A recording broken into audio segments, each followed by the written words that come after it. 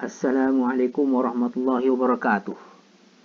Di sini saya telah tuliskan 3 masalah algebra. Yang pertama, yang kedua dan yang ketiga. Persoalannya sekarang ini ialah, adakah tiap-tiap soalan ini mempunyai penyelesaian masing-masing? Ataupun mungkinkah ada di antaranya yang tiada penyelesaian?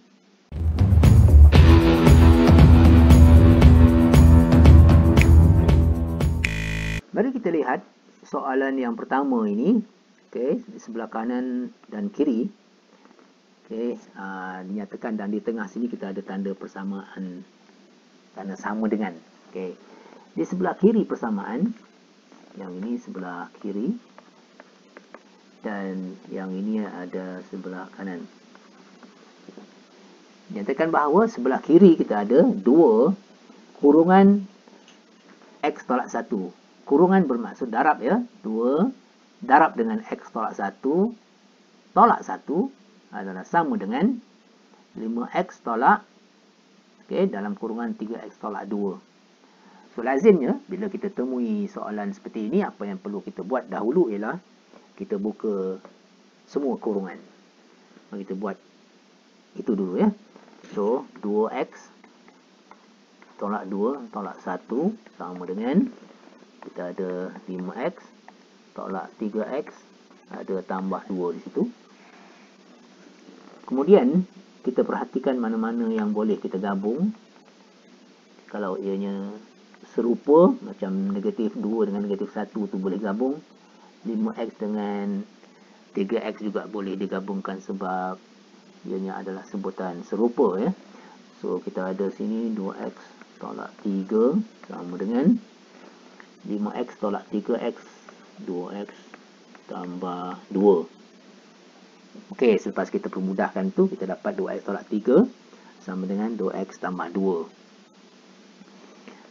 Seterusnya, kita nak kumpulkan mana-mana sebutan dengan pemboleh ubah yang berkaitan dengan pemboleh ubah di satu tempat, sama ada kiri ataupun kanan, dan nombor kita nak kumpulkan di satu tempat. Okey, sama ada kiri ataupun kanan. Itu tak kisahlah. Okey, kiri kanan itu pilihan masing-masing. Katakan, okey, saya nak mansuhkan 2X yang sebelah kanan ini, iaitu saya nak mansuhkan 2X ini ya. Jadi saya tolak 2X sebelah kiri dan kanan. Baik, mari kita buat itu. So kita ada 2X. Saya tolak 2X sebab nak mansuhkan 2X buat sini. Tambah 2 ada di situ. So, jika saya lakukan itu, sebelah kiri tadi, asalnya kita ada 2X tolak 3. Saya juga perlu tolak 2X. Seperti itu. Now, yang sebelah kanan ini, 2X tolak 2X ni sifar. Okay, sifar tambah 2 adalah sama dengan 2. Manakala di sebelah kiri, kita ada 2X ini dan juga ada tolak 2X ini. So, 2X tolak 2X pun sifar juga. Sifar tolak 3 kita ada negatif 3. Kita perhatikan apa yang berlaku di sini. Pernyataan yang akhir sekali sini menyatakan bahawa negatif 3 adalah sama dengan 2. Adakah ini satu pernyataan yang benar? Okey, kalau kita lihat kedudukan 2 dan negatif 3 itu pada garis nombor, okey, sifar di sebelah tengah-tengah, 2 berada di sebelah kanan. 2 unit di sebelah kanan sifar. Manakala negatif 3 pula terletak 3 unit di sebelah kiri sifar. Dari segi kedudukan pun dah tak sama. Jadi pernyataan yang menyatakan bahawa negatif 3 sama dengan 2 adalah palsu. So ini adalah pernyataan yang palsu. Okey, yang tidak munasabah dan tidak boleh diterima sebab tidak masuk akal. Dan ini merupakan satu percanggahan. Negatif 3 okey, sama dengan 2 adalah satu percanggahan yang tidak benar. Jadi mari kita buat sedikit analisis ya, kenapa ini berlaku. Kenapa di peringkat akhir jalan kerja kita ini kita menemui satu percanggahan. Kenapa ini berlaku? Kita lihat semula langkah-langkah yang kita buat sebelum itu. Katakan pada peringkat ini. pada peringkat ini, iaitu 2x tolak 3 sama dengan 2x tambah 2. Pada langkah ini sebenarnya pun kita telah sepatutnya tadi semasa kita melakukan proses penyelesaian ini, bila kita lakukan langkah ini, iaitu bila kita dapati 2x tolak 3 sama dengan 2x tambah 2, di situ pun telah kelihatan percanggahan itu berlaku. Ya, sebab sebelah kiri 2x tolak 3 kita kata sama dengan 2x tambah 2. Ini tidak benar. 2x tolak 3 dengan 2x tambah 2 tak sama. Tetapi pernyataan ini menyatakan ianya sama. Okay? Jadi pada peringkat ini tadi, ianya sebenarnya telah jelas bahawa ianya nanti akan berakhir dengan satu percanggahan. Baik, sebenarnya soalan ini daripada peringkat awal lagi, iaitu soalan itu sendiri adalah satu percanggahan. Sebab sebelah kiri ini sebenarnya tidak sama dengan di sebelah kanan. Okey, ianya tidak sama, tetapi soalan menyatakan ianya sama. Okey, itu sebab akhirnya kita mendapati satu percanggahan telah berlaku. Kita boleh semak semula soalan kita itu tadi. Mari kita tulis semula soalan yang asal, iaitu tadi kita ada 2x tolak 1 tolak 1 sama dengan 5x tolak 3x tolak 2. Ini soalan kita yang asal. Kita boleh semak bahawa untuk persamaan linear ini, sebarang nombor kita masukkan sebagai nilai x, kita akan berakhir dengan percanggahan. Okay, mari kita masukkan. Contohnya kita masukkan katakan ini persamaan satu lah ya. Masukkan katakan x sama dengan 2 lah kata dalam persamaan satu. Tengok apa berlaku. Alright, so maka kita pun masukkan di sini, kita masukkan x ni sebagai 2 sekali. Sini ada x juga, kita masukkan 2 lagi. Sini pun x, kita masukkan nilai dia 2. Okey, dalam kes ni kita masukkan x sama dengan 2. Jadi apa berlaku di sebelah kiri? So 2 tolak 1 tu 1. So kita ada sini ada 2. Kemudian 2 tolak 1 1. So 2 tolak 1 sama dengan, so 5 kali 2 ada 10.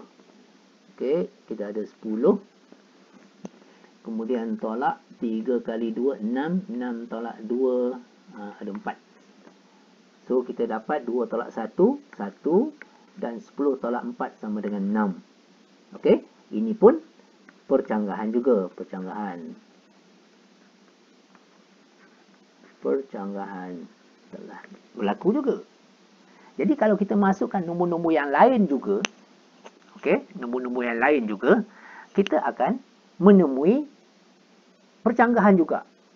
Okey, ini bermaksud bahawa bukan x sama dengan 2 saja yang akan kita temui percanggahan, tetapi kalau kita masukkan sebarang nombor, okey, kalau kita masukkan sebarang nombor dalam persamaan satu, kita akan temui percanggahan. Ini bermaksud bahawa persamaan yang asal ini tidak mempunyai penyelesaian.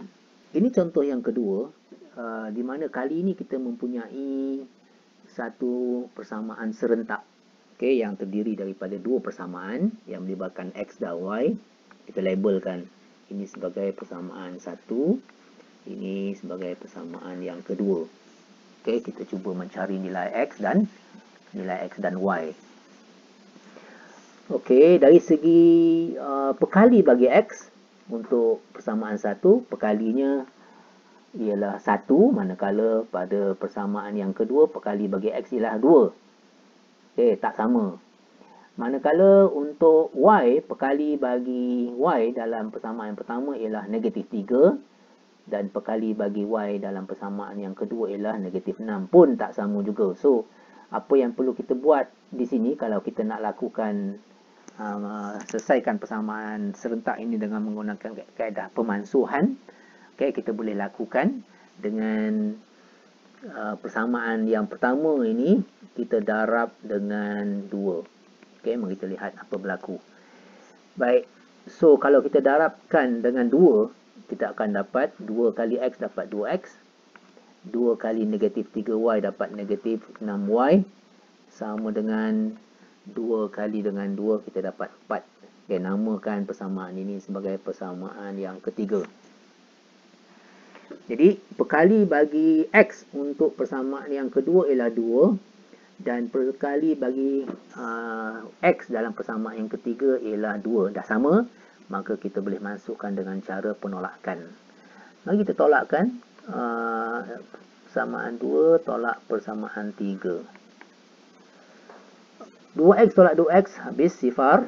Kemudian negatif 6Y tolak negatif 6Y, kita akan dapat sifar juga, sama dengan sebelah kanan negatif 1 tolak 4, kita dapat negatif 5.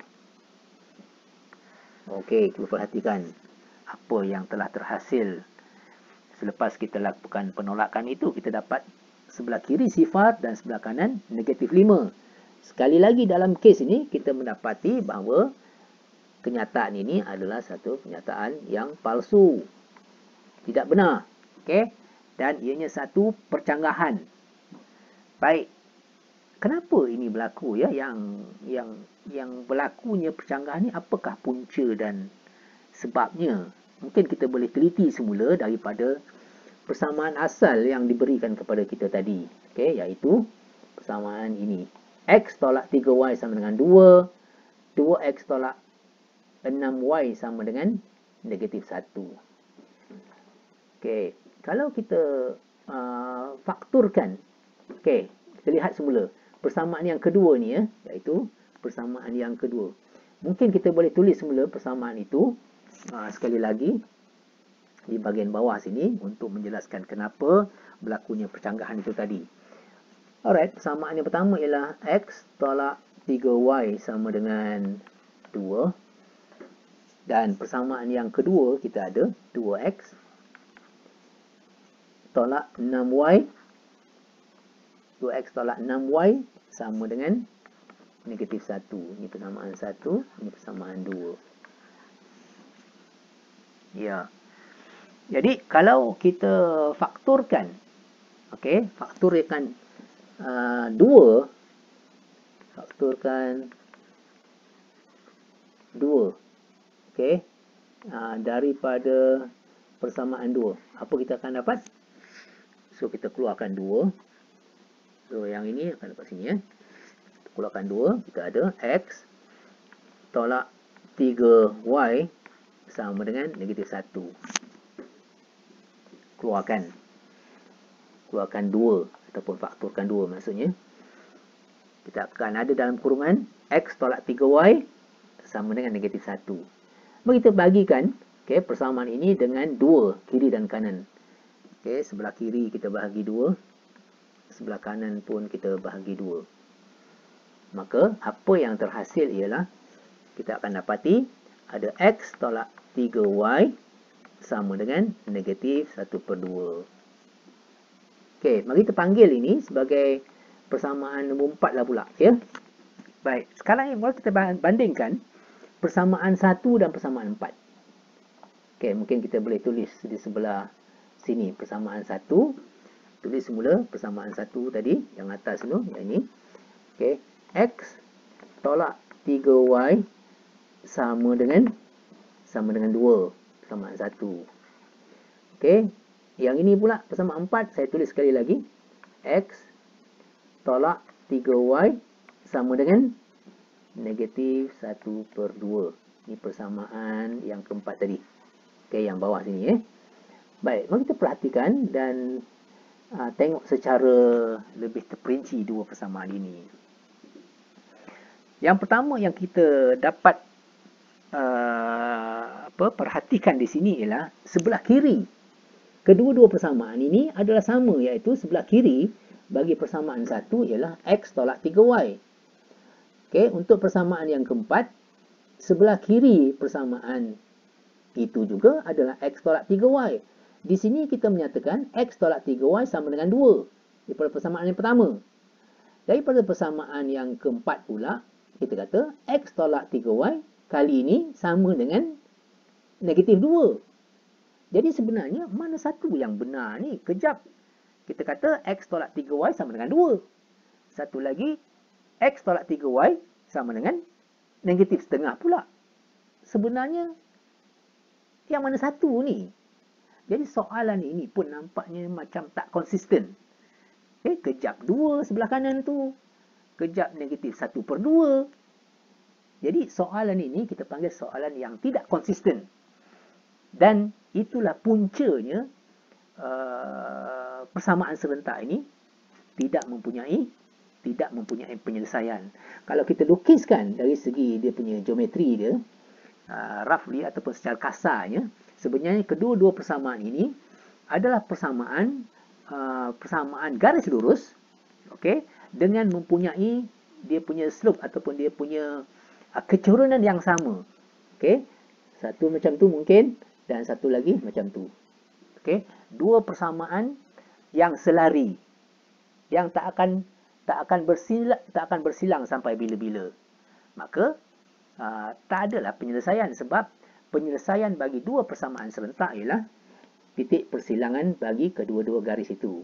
Ini contoh kita yang ketiga. Sebelah kiri kita ada 5x per dengan x tambah 1. Sama dengan sebelah kanan kita ada 4 tolak 5 per x tambah 1. So, bagaimana kita menyelesaikan persamaan ini? Okay, kita perhatikan kita ada pada denominator kita ada x tambah 1 sebelah kiri. Sebelah kanan pun kita ada. Untuk 5 ni ada 5 per dengan x tambah 1. So, bahagian yang ini ada denominatornya ialah x tambah 1. Okey. So, untuk hilangkan, mansuhkan denominator ini, kita darab dengan x tambah 1 sebelah kiri dan kanan. Mari kita lakukan itu. So, kita darab x tambah 1 sebelah kiri. Kita ada 5x per dengan x tambah 1. Okey, sama dengan, so kita darabkan x tambah 1 juga dengan semua yang ada di sebelah kanan, iaitu 4 tolak dengan 5 per dengan x tambah 1 begini. Okey, kita permudahkan. Yang di sebelah kiri kita ada x tambah 1.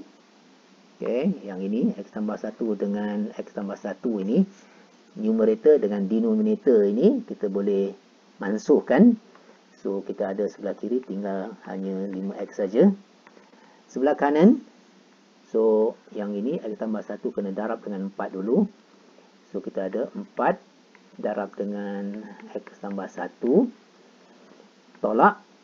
Okey, bila saya gunakan color warna lain. Okey, color ini kita darabkan dengan ini, kita akan dapat x tambah 1 dikali dengan 5 per dengan x tambah 1. Begitu. Okey, kalau kita lakukan itu, apa yang berlaku yang terutama yang sebelah kanan ni ialah kita boleh mansuhkan x tambah 1 dengan x tambah 1 tu. Kita ada 5x sama dengan kita ada 4 x tambah 4 tolak 5, ya. Okey. So, kita ada 5x sama dengan 4x tolak 1. Baik, saya nak mansuhkan 4x yang di sebelah kanan ini dengan melakukan penolakan 4x. Jadi, sama dengan 4x tolak 1. Kemudian saya tolak 4x. Nak mansuhkan 4x ni. Okey. Jadi sebelah kiri pun saya kena ada 5x. Kena tolak 4x juga. Baik. Jadi 4x dengan tolak 4x ini akan mansuh 5x tolak 4x. Saya ada x sama dengan negatif 1. Okey. Itu jawapan kita, iaitu x sama dengan negatif 1. Baik, jadi kerap kali bila kita buat soalan seperti ini, bila kita dapat nilai bagi x itu, kita merasakan bahawa itulah jawapan yang kita cari-cari. Okey, tanpa melakukan semak semula. Maka kalau kita lakukan seperti itu, sebenarnya apa yang kita telah buat ialah satu kesilapan yang sangat besar. Sebab jawapan yang kita dapat ini, iaitu X sama dengan 1 ini, kita kena semak dahulu. Sama ada jawapan ini boleh diterima ataupun tidak. Maksudnya ialah kita cuba masukkan semula X sama dengan negatif 1 ini dalam persamaan yang asal yang diberi kepada kita di peringkat awal tadi. Okey, iaitu kita masukkan semula dalam persamaan ini. 5X per dengan X tolak X tambah 1 sama dengan 4 tolak 5 per X tambah 1. Okey, mari kita masukkan. Masukkan semula yang kita dapat tadi. Mari saya tuliskan semula persamaan yang asal, iaitu 5X per dengan X tambah 1 sama dengan, kita ada 4 tolak 5 per dengan X tambah 1. Dan tadi kita dah dapat jawapan kita. Ini X sama dengan negatif 1. Now, apa berlaku bila kita masukkan? Okey, kita masukkan.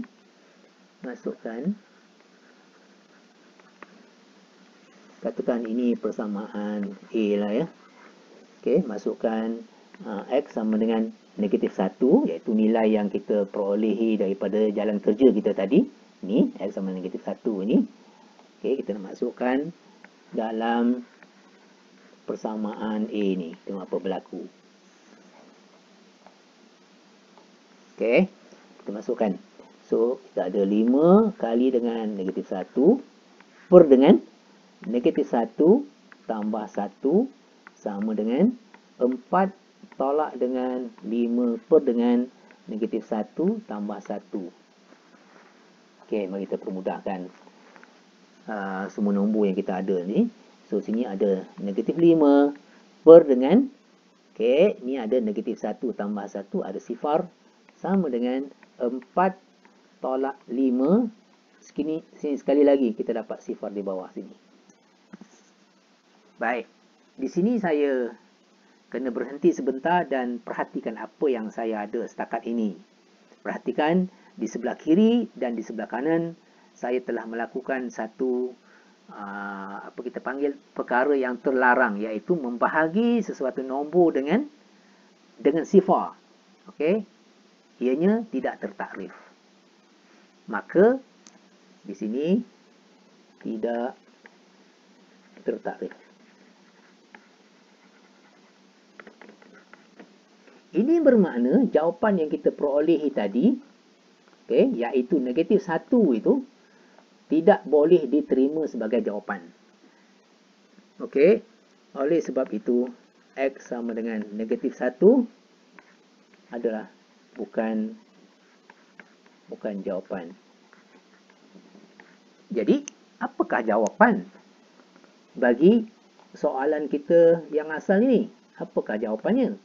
Okey, disebabkan calon yang pertama tadi ada, iaitu X sama dengan negatif 1, tetapi X sama dengan negatif 1 ni terpaksa ditolak. Okey, tidak boleh diterima. Sebab kalau diterima, akan menjadikan persoalan kita tadi tidak tertakrif.